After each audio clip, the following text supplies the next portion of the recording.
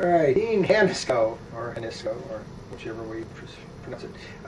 Today is the 9th of February, 2008, approximately 9 a.m. We are in Miami, Florida.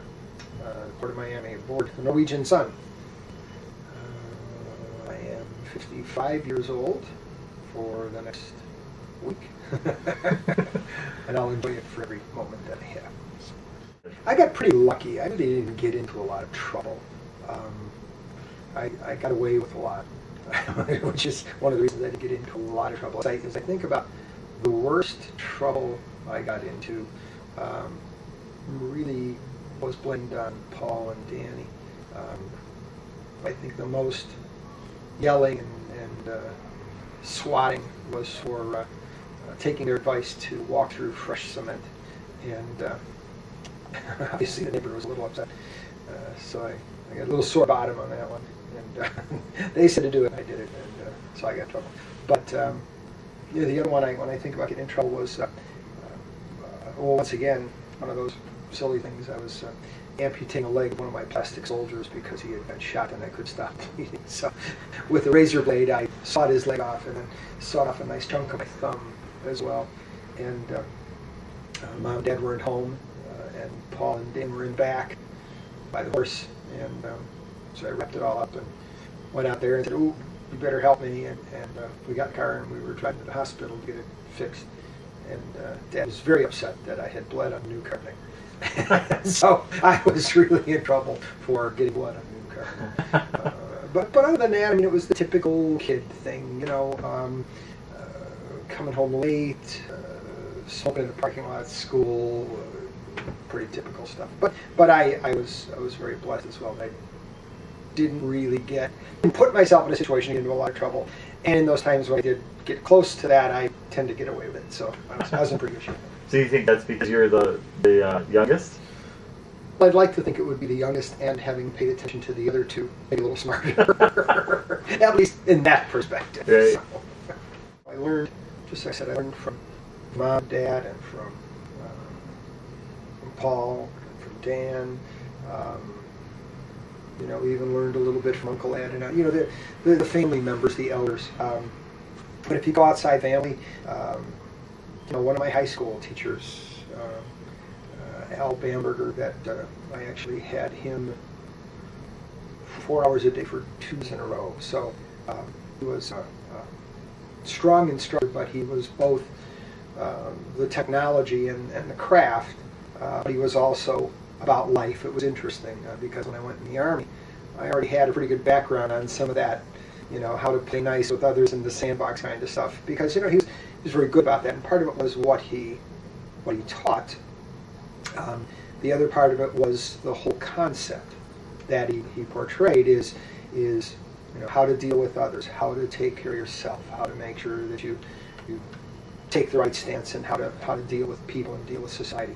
So I think really that a lot of that helped me change how I looked at things and how I approached things. In business, one of the owners of the equipment company that I worked for, I like to watch a lot of what he did and try to fashion myself after that.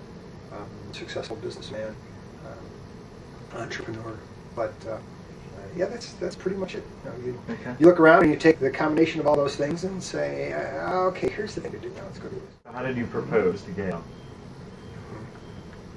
That's an interesting one. Obviously, meeting in May, being engaged in July, and married in December, it was a pretty fast situation. We met at a wedding, and it was kind of a thunderbolt. It was one of those where didn't see it coming, and now it's here. So after, just after a couple weeks, I kind of knew this was somebody I really wanted to be with. And by being drafted into the military added a layer of urgency to that, to say, you either do something or you might not have an opportunity to do something.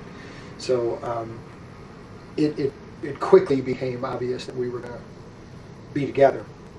And we actually went off to a little place we went camping, and I asked her to marry me there, but it was kind of almost a foregone conclusion that, you know, we talked enough, we knew we were deeply in love, and I had told her that I didn't want to go away without her. You know, if I'm going to go away, I can do that, but I don't want to take the chance of us not being able to be together.